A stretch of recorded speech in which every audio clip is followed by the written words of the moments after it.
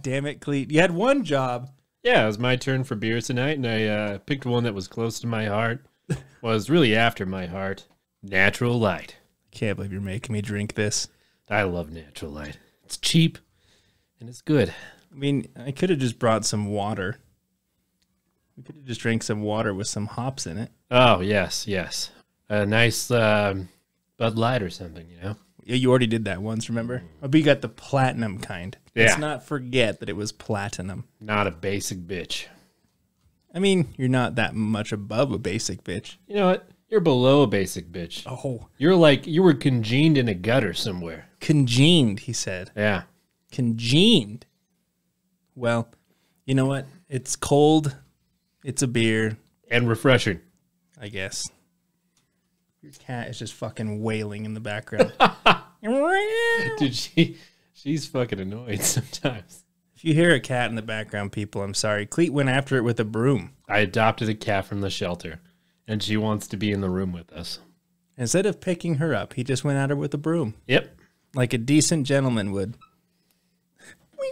Sometimes when she looks sad, I tell her that she's adopted and that I'm not her real parent. You're just constantly rubbing it in. You are adopted, by the way. I have to tell you, I had the idea for the topic tonight. I had one guy that I wanted to cover. And when I started researching it, there really wasn't that much on him. So I was like, shit, I have to do a little bit more because it's going to be a super quick episode otherwise. But I stumbled across a rabbit hole. And I went really deep. Oh, man. And so, like, I start with this guy, and it's pretty disturbing. I'm not going to lie. But then it just gets worse. So much worse. Did you get internet viruses? No, not like that. It's just, so the topic that I chose is people like strange collectors, things that people collect that are strange. Did they collect people? Parts of people? Oh my God. Yeah. Yeah, it's pretty dark. So I'll just start by saying, obviously, you know, I know it's usually a family-friendly show, and you probably gather around with your children, turn on the fireplace, and listen to us talk. But maybe this episode, you know, listener discretion's highly advised. Fuck it, we'll do it live. All right. Okay, so let's jump in. So this guy, like I said, was someone I wanted to cover for a long time, and I finally did it. So his name is Fukushi Masaichi. I apologize if I mispronounced it. But he goes by Dr. Tattoo. So what do you think he collects, Cleet, just off the top of your head? He probably just saw a cool tattoo and got a knife and cut off the people's skin. You're not far. So, Fukushi was a Japanese physician, pathologist, and emeritus professor of Nippon Medical School in Tokyo. He was born on January 30th, 1878, and died on June 3rd, 1956. So this guy spent a lot of time in school, studying at Tokyo Imperial University of Medicine, as well as spending some years studying in Germany. Sounds like a responsible adult, you know? Just there doing his craft, just doing his thing, getting through life. Right, someone who's very well-rounded. Yeah. I couldn't spend that much time in school. I'm going back to do college. I'm not looking forward to it, though. Yeah, that's why you're not a respectable member of society. I'm not. I'm like, you know what I'm going to do with my life? I'm going to research things on the internet and talk about it. And hopefully it goes somewhere one day. That's my retirement plan. In 1941, he started at the Medical College Kanazawa University, where he became a chairman of the Japanese Pathological Society. The primary focus of his studies and research was that syphilis caused aortitis and thyroid disease. That damn syphilis will get you every time. Yeah, just stay away from the syphilis, kids. It was during these studies that he began his fascination with what he would eventually collect: tattoos. He first noticed that the ink in tattoos killed skin lesions of syphilis. Do you believe that? Yeah? Yeah. Sure. I mean, he spent a lot of time studying. It's got to be true. So this study of skin and syphilis brought him into contact with so many people that were tattooed. It's interesting because this guy, his fascination with tattoos, he didn't have a single one on his body. He loved tattoos, but he never got a tattoo. He wanted other people's tattoos. Yes. So this guy studied skin from 1907 onwards, and in 1926 he became interested in irizumi, which is a Japanese style of tattoo. Again, I apologize if I mispronounced it. He did autopsies on corpses where he removed the skin that had been tattooed so he could research methods to preserve the skin. With all the autopsies performed and studies being conducted, he went on to amass a collection of roughly 2,000 hides. 2,000. That's a lot of skin. Yeah. And 3,000 photographs. So the ones that he couldn't actually take the skin, he just photographed. These were lost, however, in 1945 during World War II. He did put some of his more unique pieces of art, if that's what you want to call them, in an air raid shelter to, really keep them safe. These select few are all that remains of his collection. And you can see this collection today at the Medical Pathology Museum in Tokyo University, which consists of 105 full body suits. Hell yeah. So he took people with full body tattoos when they died, stripped the skin, preserved it, and they're on mannequins. So you have all these hides of tattoos that he collected. That's on mannequins too. That's even worse. Yeah. So, Cleet, your job is fun because you get to find all those pictures and put them on YouTube for people to see. Oh, great. And there's a lot of them. I'll post a few.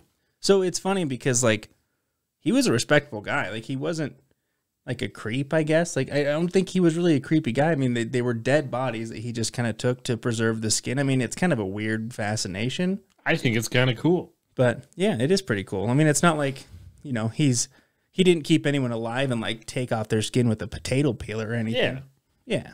This person had a full Kermit the Frog tattoo.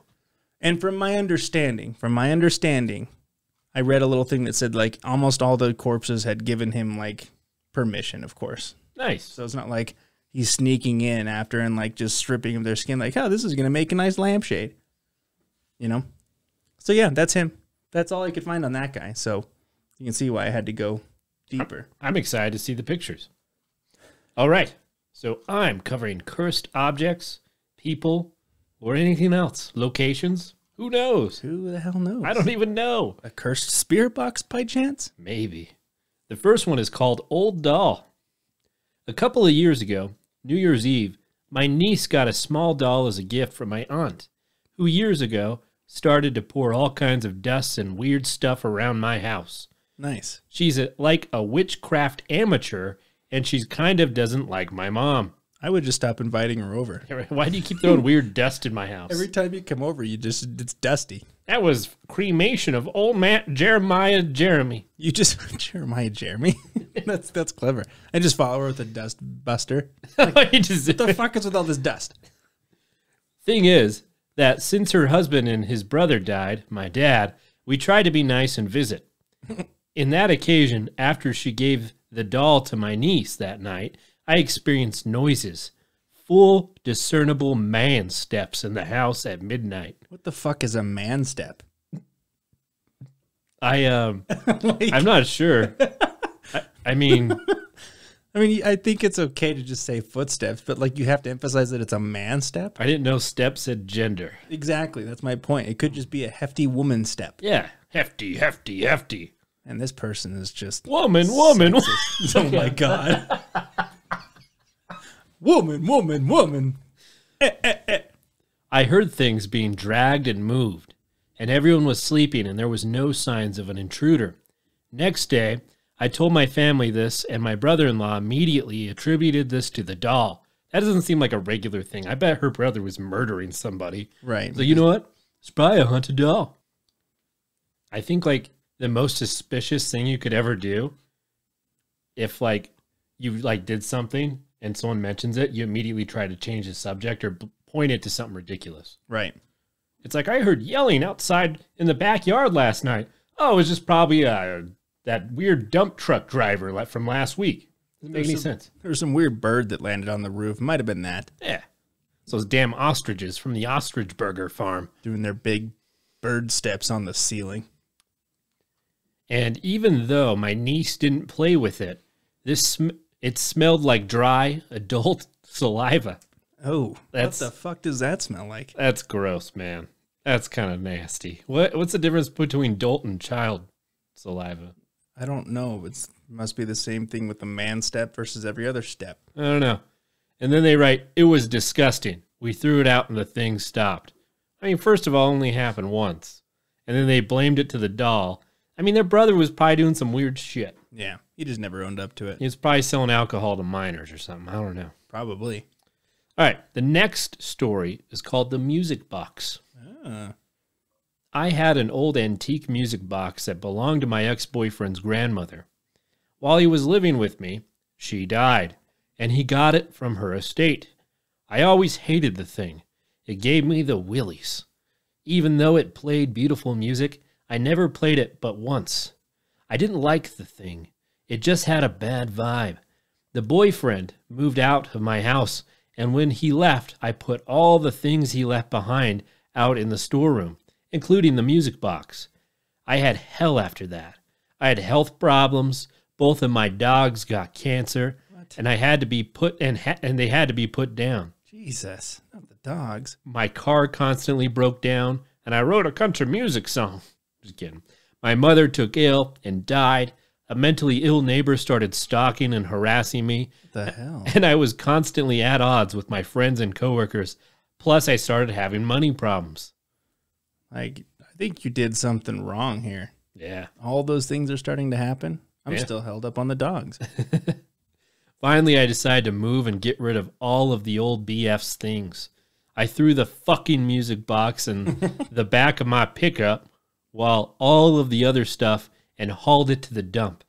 I had no idea if I had anything to do with getting rid of the music box, but my life started to get evened out and get better. I was able to get the new car. I got another boyfriend.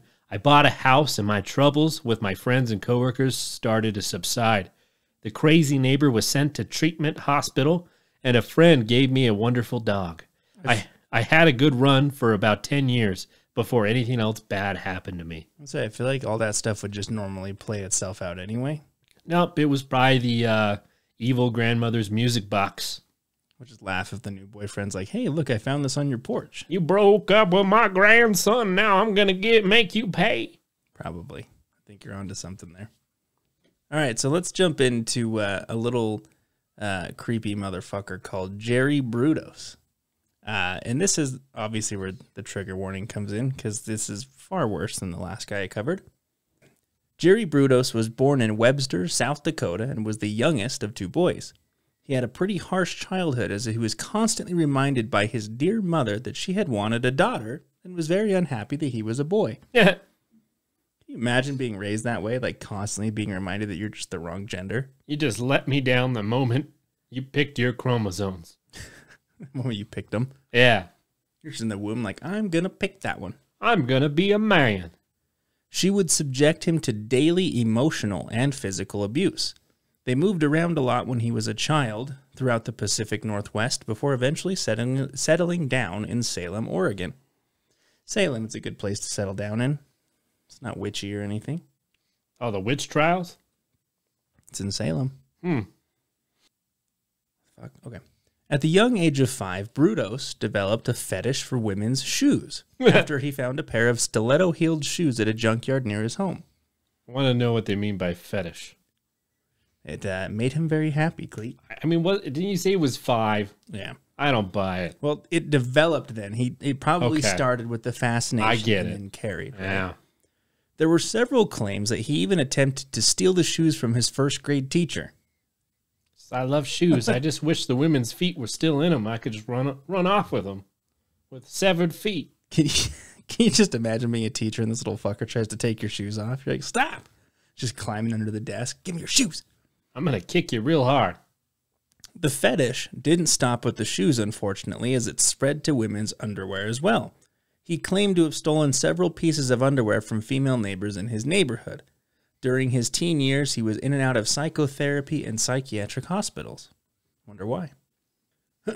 So I wish I could say that things stopped there, right? Just a little fascination with shoes and underwear. What do you like, buy binoculars next? No. So things take a pretty dark turn here. Oh, he bought a windowless van. That's it, yep.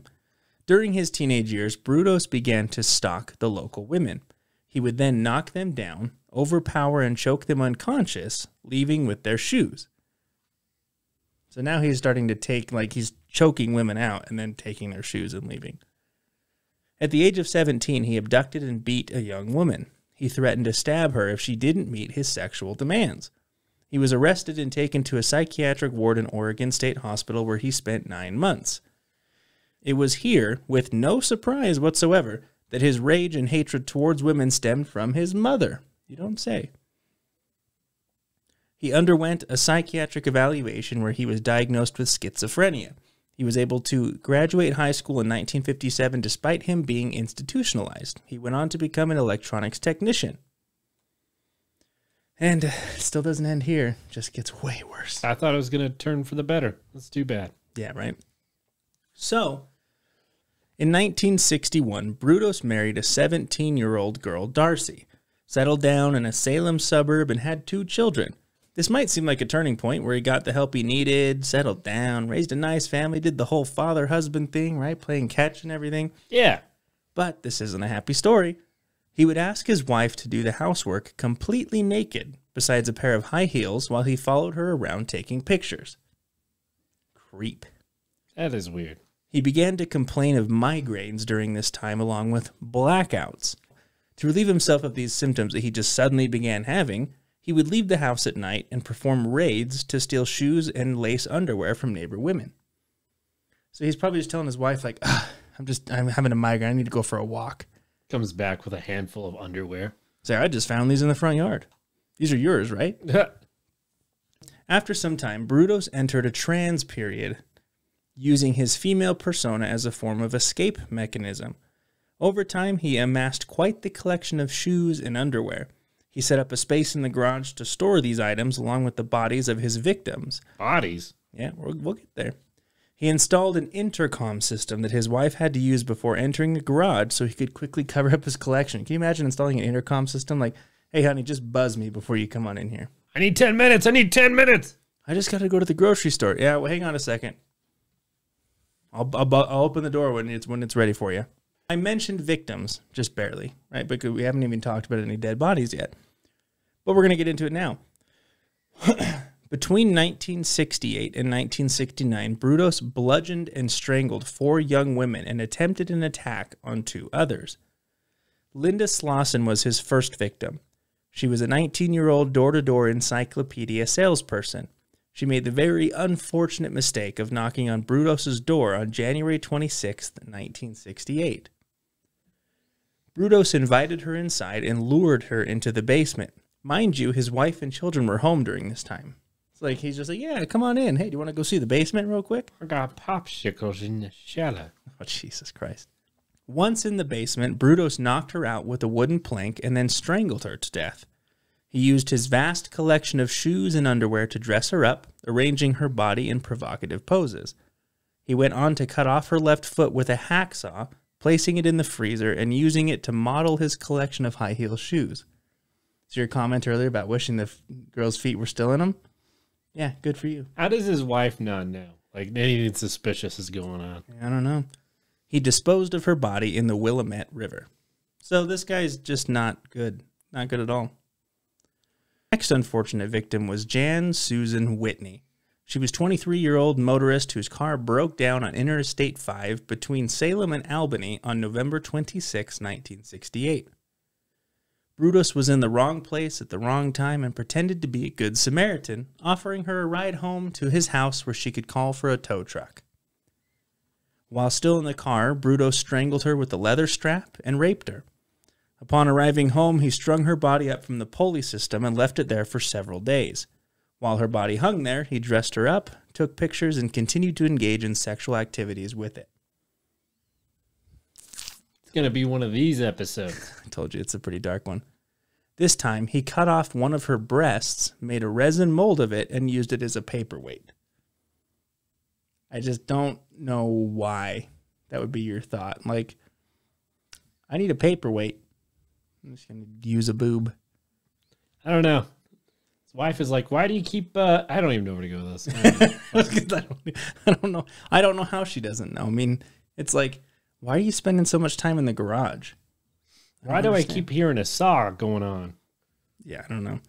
He tied her body to a piece of railroad iron and threw it in the Willamette along with Slauson's foot, which had begun to rot. So now he doesn't have a modeling foot anymore. Ah, man. His third victim was named Karen Sprinkler. She was 18 years old when he abducted her at gunpoint in a parking lot outside of a department store on March 27, 1969. Brutos was dressed up as a woman during this capture.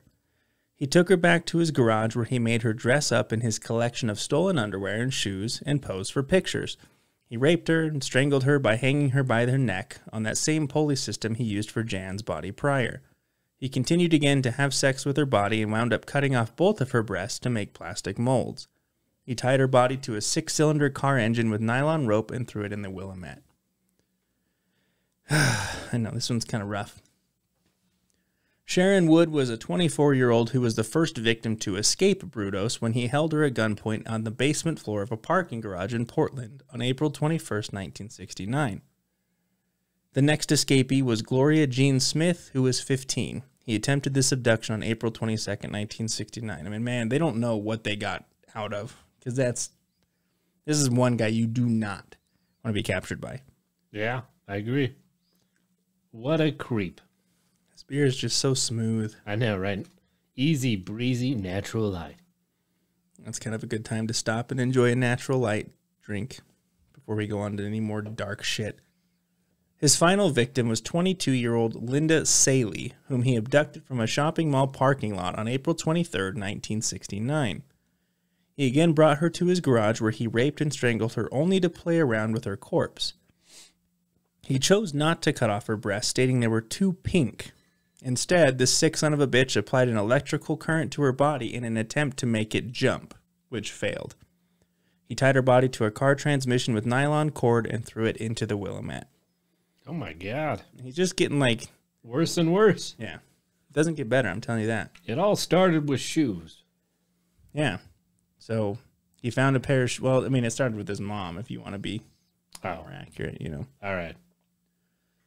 As if we didn't already know how absolutely sick this piece of shit was, it's reported that after every murder, Brutos would dress up in high heels and masturbate. In May 1969, a fisherman found the bodies of Saley and Sprinkler in the Long Tom River. Police investigated the nearby university campus to ask students if they knew anything about suspicious men.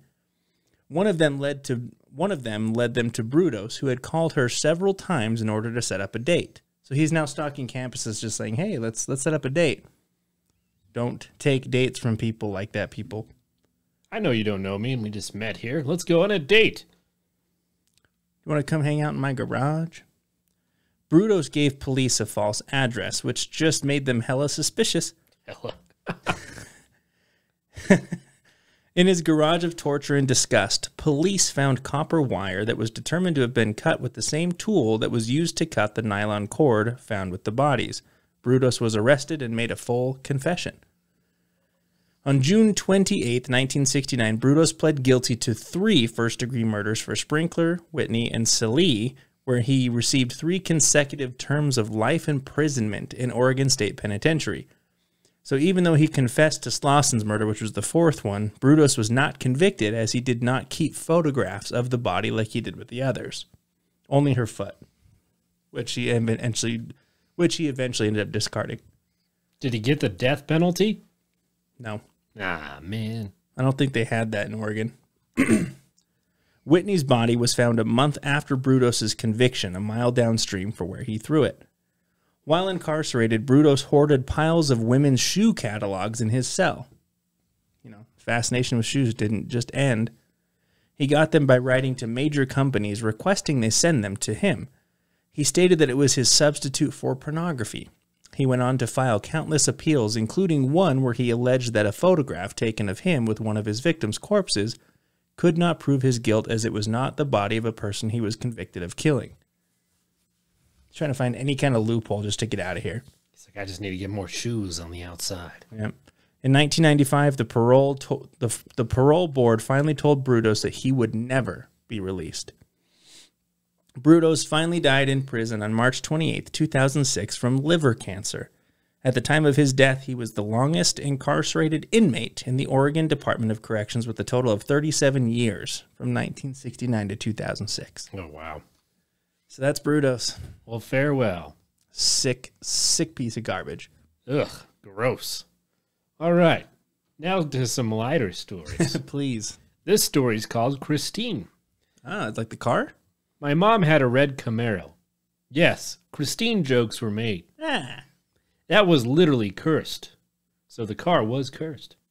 Someone crossed 3 lanes of traffic and hit her while she was driving. No. It's like you're trying to swerve away and they swerve like back at you. It's like he was just out to get me for some reason. She fixes it. Someone else driving the wrong way down a one-way street hits her dead on. She gets it fixed again.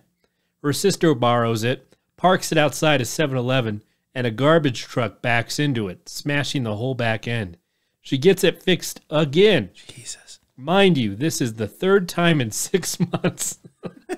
I would just say, like, I think we need to turn this car in. I just have him keep fixed it. It's like, this is the 12th repair this month, ma'am. Driving it home from the shop, someone runs a red light and smashes into the side of it.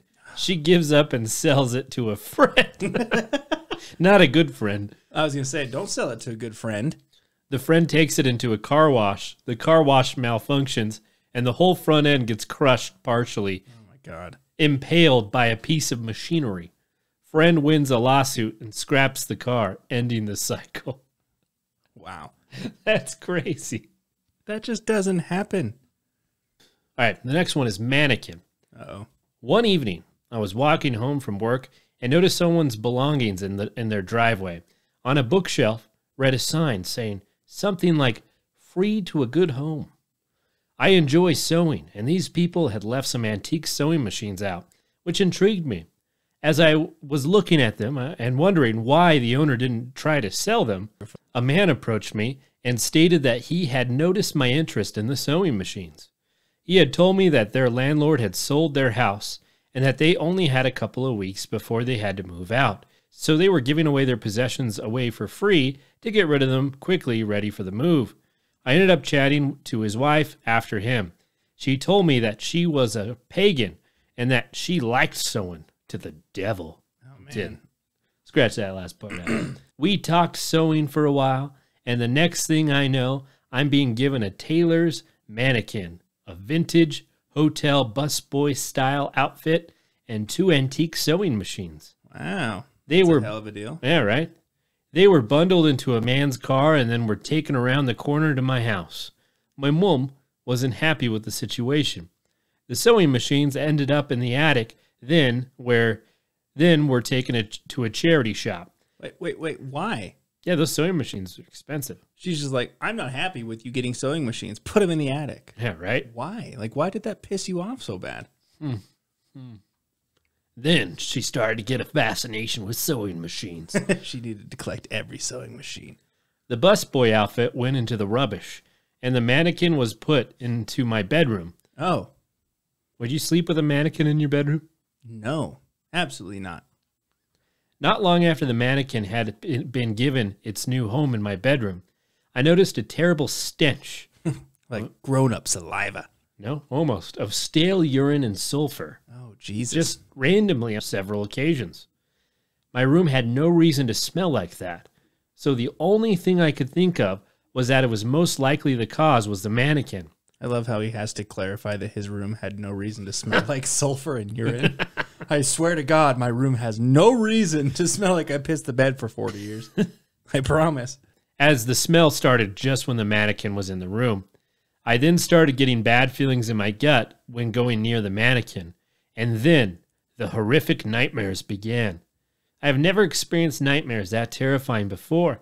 After 2 weeks, I couldn't cope anymore. So I took the mannequin apart and put it in the bin. I stopped having nightmares immediately, and the smell of stale urine and sulfur disappeared and have never returned. They disappeared with some good scrubbing. I can't emphasize enough that I don't smell like sulfur and urine. Never before has my room ever smelled like sulfur and urine. I must make that clear. All right.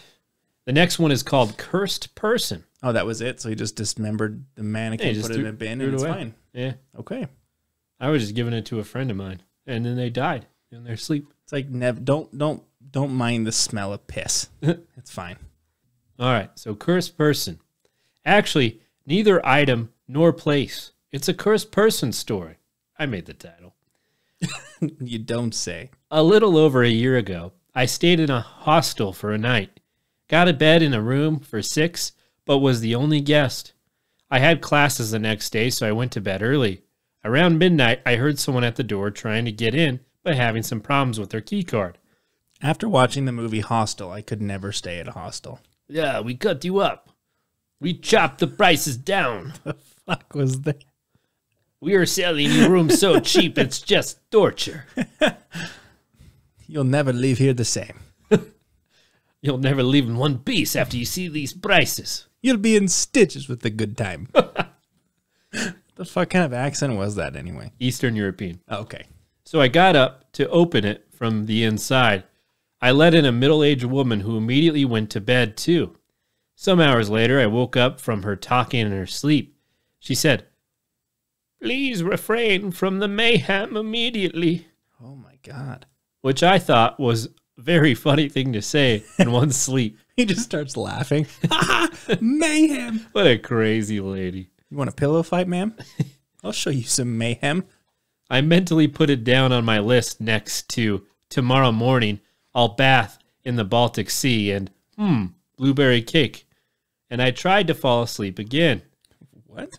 I don't know. But then I don't know. But then she started screaming, "Ah!" Oh, God. As if something was actually hurting her.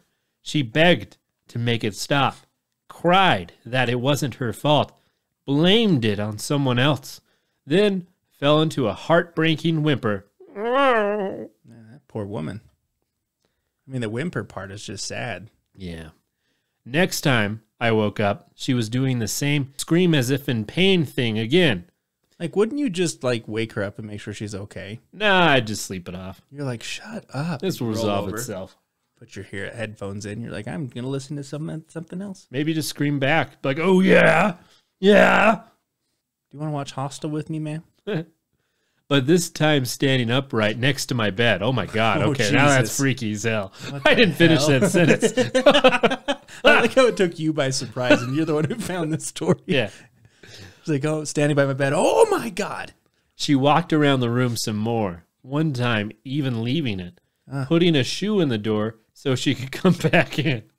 She can't be asleep if she's doing that. When I woke up in the morning, she was in her own bed as if nothing happened. Looking tired, but otherwise normal. She asked me what time it was. I asked her if she was all right. Said yes. I even told the receptionist about it. But what was I supposed to say? I think my roommate was possessed. Possessed? Question mark, exclamation point. So, this next piece of human garbage, named Charles Albright, was born in Amarillo, Texas. He was adopted from an orphanage by Dell and Fred Albright. His adopted mother was said to be very strict on him as well as overprotective. She pushed super hard on his education, which eventually led to him skipping 2 grades. I mean, that's pretty cool, right? Yeah, sounds like he's being raised right. Upon reaching his teenage years, he received his first gun. Why not? Ha! And used it to kill small animals. That's a sign of the McDonald triad. I hate the squirrels in my backyard. His mother would help him stuff them as he expressed interest in being a taxidermist. Paging Norman Bates, please. Sounds like his mom is being supportive. Yeah. I mean, she does sound like a really supportive mom. But I mean, yeah, strict over school. It's like, holding him accountable where he needs to be. And all of a sudden it's like, oh, you want to stuff an animal? Here, let me help you. Taxidermy's not creepy at all. At the age of 13, he had already become a petty thief and was arrested for aggravated assault. At the age of 15, he graduated from high school and enrolled in North Texas University. It was here that he expressed interest in training for a medical doctor and surgeon. It's a lot of school. He undertook pre-med training. However, he failed to complete it. At 16, police caught him in possession of petty cash, 2 handguns, and a rifle. Just kind of a typical Saturday night. The hell's petty cash? I don't know. I'll I have to honestly look have that no up. idea. He spent 1 year in jail. Upon his release, he attended Arkansas State Teachers College and majored in pre-med studies.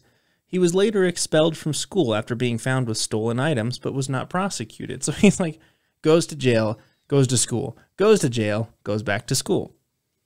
Leaves school for stealing, but doesn't get prosecuted. He didn't feel like giving up, I guess, so he falsified a degree for himself. I mean, why not? All those school years, you can't leave with nothing. It's the worst thing that could happen. You go to jail. He stole the required documents and forged signatures, giving himself a fake-ass bachelor's and master's degree. Nice. He married his college girlfriend, and they had a daughter together. At this point, he was continually forging checks, but was caught while teaching at a high school and was placed on probation. He and his wife separated in 1965 and divorced in 1974.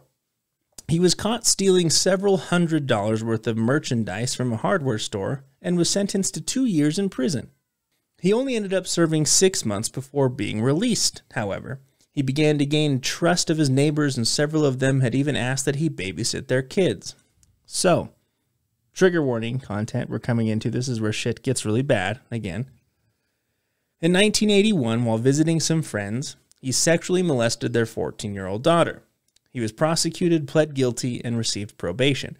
He claimed later on that he was actually innocent, but had to plead guilty to avoid a hassle. Right. Yeah. He applied to be a leader in the Boy Scouts of America in 1984, but was rejected. I wonder why. I wonder why. Did he try to become a priest after? I wouldn't be surprised. He's like, I'm just going to go around all the jobs I can't get. I'm going to work at Chuck E. Cheese's.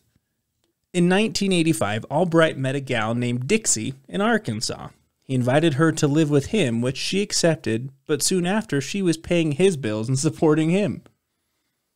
And like, that's a catch. I gotta find me a woman like that. Come live in my house. And then she's paying the bills, doing everything. He's just sitting there. Where can I find a woman like that? He had a job of delivering newspapers in the early morning, which he used the time to visit prostitutes. Yeah. It was a perfect cover-up to avoid suspicion from Dixie. Like this full-grown man who has all this, failed school years. He didn't really do anything, but now he's delivering papers so he can go see hookers. That makes so much sense. So, let's talk about the victims now. Again, forewarning, gets pretty brutal. His first victim was Mary Lou Pratt, a 33-year-old Caucasian prostitute in the Oak Cliff neighborhood in Dallas. She was found dead on December 13th, 1990, wearing only a t-shirt and bra. She had been shot in the back of the head with a .44 caliber gun and was badly beaten. So, what do you think, Cleet, that this guy is going to collect? What kind of trophies do you think he's going to take? Skulls? You think skulls? Yeah. Okay. The medical examiner reported that the killer removed both of her eyeballs with surgical precision. The old eyeball collector. Right. As they were missing, it was assumed Albright had taken them with him for trophies. So we got a good eyeball collector here. The next victim was found on February 10th, 1991. Susan Beth Peterson, a 27-year-old Caucasian prostitute, was found dead on the same street Mary was found, just outside Dallas city limits near DeSoto city limits. She was nearly nude and had been shot 3 times in the top of her head, left breast, and back of her head. The medical examiner found yet again that her eyes had been removed. This caused investigators to look for a repeater. People just losing their eyeballs. People are losing their eyeballs everywhere.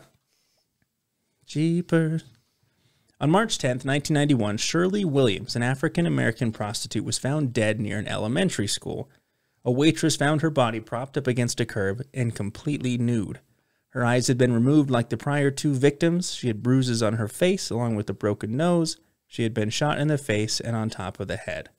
So that's 3 people murdered with their eyes taken out. On March 23rd, 1991, Albright was arrested and charged with 3 counts of murder. The trial began on December 13th, 1991. The evidence was mostly circumstantial, with hairs found at the Williams murder site matching Albright's hair. Did you mean caught because your hair matches? Yeah. On December 8th, 1991, the jury found him guilty of only the Shirley Williams murder. While incarcerated, Albright died at the West Texas Regional Medical Facility in Lubbock, Texas in September 2020. So he just died 2 years ago. Well, rest in peace in hell. Right. Rest in hell. I hope he doesn't rest. His life is just a bunch of having his eyeballs taken out, put back in, taken out, put back in. So that concludes my section of strange collectors. So we've got skin, shoes and underwear, and eyeballs. Eyeballs! You're welcome, people. This story is called Blessed or cursed? Oh, I'm going to go with blessed. There's a place in my neighborhood that appears simultaneously cursed and blessed, if that's even possible. I live in a very industrialized area. There's just industrial rock everywhere. Kidding. But up until the time I was 11 years old, there was a small patch of vacant forested land in between a cemetery and a baseball field. Some of the oaks there were several hundred years old. This woodlot was known as an important stopover for migratory songbirds and a refuge for other kinds of wildlife. Many children enjoyed exploring back there, catching salamanders and snakes, playing in an old burned-out car, and building tree houses out of the plywood. That sounds like a fantastic childhood. It does, actually. Catching salamanders, building a tree house. Yeah. Like, who the hell doesn't want that? I don't know. There were also reports of young explorers uncovering prehistoric arrowheads and pottery sherds. God, this just keeps getting better and better. I think they meant shards, but they said sherds. Sharts. Sharts, pottery shards. Eventually, a company purchased the vacant land and destroyed most of it to build an office park. Nice. Fucking business. Local environmentalists objected, but the people with money ultimately won. It was horrible to see so much pristine habitat destroyed. There was still a small stand of trees remaining, but most of the wildlife of my youth had disappeared. Then, just a few years ago, I started seeing all kinds of animals showing up in the adjacent cemetery. Wild turkey, deer, screech owls, garter snakes and brown snakes, blue-spotted salamanders, raccoons, mink white-footed mice, foxes, coyotes, hawks, and even hummingbirds began to return. Jesus Christ, that's a full zoo. Right? That's a full fucking zoo back there. The coyotes in particular have returned in staggering numbers. Inspired by this resurgence of nature, I began returning to some of the vacant land around the cemetery and replanting it with native vegetation. In particular, there was a huge old hollowed-out oak tree that feels both ominous and sacred. Every time I passed that tree, it was covered in dozens of screaming crows, all gathered and watching intently. That's ominous. Right, just staring at you. They never perched elsewhere. In autumn, it gives me the chills to see and hear them all crying up there in that spinally branches. Because the land is now open and exposed, the site is also exceptionally windy. This creates slight chill even in midsummer, adding to the eeriness. Again, those old woods are mostly gone now, but any time I stand where they used to be, I feel that I am in the presence of something ancient, powerful, and possibly vengeful. Sounds like he has a wild imagination. Right. That just reminds me, though, because we had in my neighborhood a freaking bomb-ass tree house that we always went to. And it was in the back of this, like, abandoned property. So, like, we could always run back there until someone fucking bought the house and put up a fence and just ruined our whole life. Jerks. Asshole. All right, you ready for the next one? I don't know, am I? This one is called Stephen Jerk King. God damn it, really? I'm pretty sure Stephen King has a curse on me. I love Stephen King, dude. He is like, he's my idol. Yeah. When I was around 15, my dad's girlfriend got me a Stephen King's book on writing, and I never wanted to read it. I have that book. Yeah. I have a complicated history with him and his books, but he's not going to go into it. Like, who has a complicated relate? Oh, he doesn't even talk about it? He's just like, I have a complicated, like, his books are scary as shit, dude. Like, yeah. So this book sat on my shelf for years. In my early 20s, we had a going-away bonfire in the woods for a friend of mine, and we all bought things to toss into the pry, and I tossed in that book. You fucker. Yeah, right? That was about 10 years ago, and I've gotten the book as a gift almost every year since. That serves you right. It's probably by the same person. Just sends it anonymously in the mail. I think I'm up to 8 times past the first. I heard this book is so fire. That's so funny. I just got it for my birthday last June. I'm not burning them, but I give them away constantly. We need to find out who this person is and just send one every year. I think burning the first one put some sort of curse on me. I'm curious to see how it's going to play out because I'm not reading your stupid book, Steven. That is probably the best story I've heard all year long. Well, I mean, I would think to break the curse, you'd probably just read the goddamn book. Yeah, quit being such a bitch and read the book, and then Stephen will leave you alone. First of all, it's Mr. King, whose first name basis was Stephen King, asshole. All right, well, hopefully we didn't traumatize everyone too bad, but we're going to jump into one of our favorite segments and turn on the old spirit box. The old spirit box. You can ask him what happened about that book. I just want to know, when they said everyone is watching me, how many people that is. Yeah, we can ask. Hello? Is anybody there?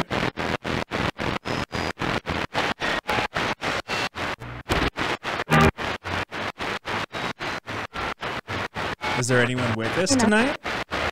I think I heard a yes. Is this Chris or is this a new ghost?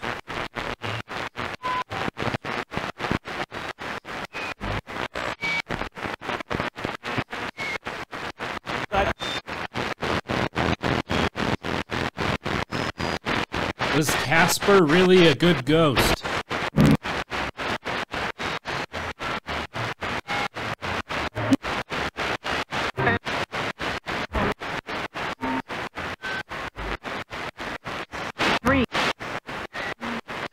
Heard three? Are there three of you here? How many people watch me sleep? I think I heard three again. Well, I'm glad I can put on a show. No. Is there a great Stephen King curse going around? Yes. Yes.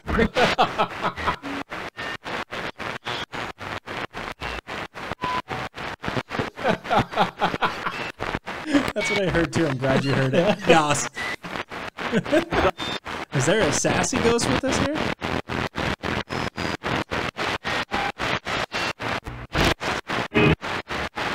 Is there any demons that would like to possess our co-host here named Britt?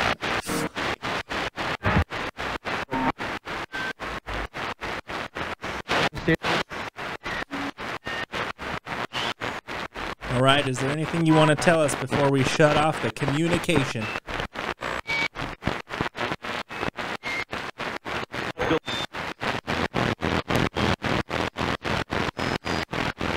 All right, have a great night. Good night. Oh, man. It's always hard to tell. We're not done yet.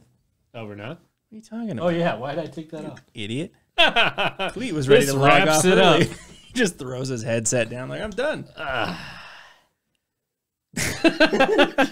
You threw me off. Like, Yeah. that's our new ending. We just get up and leave. See ya. See you later.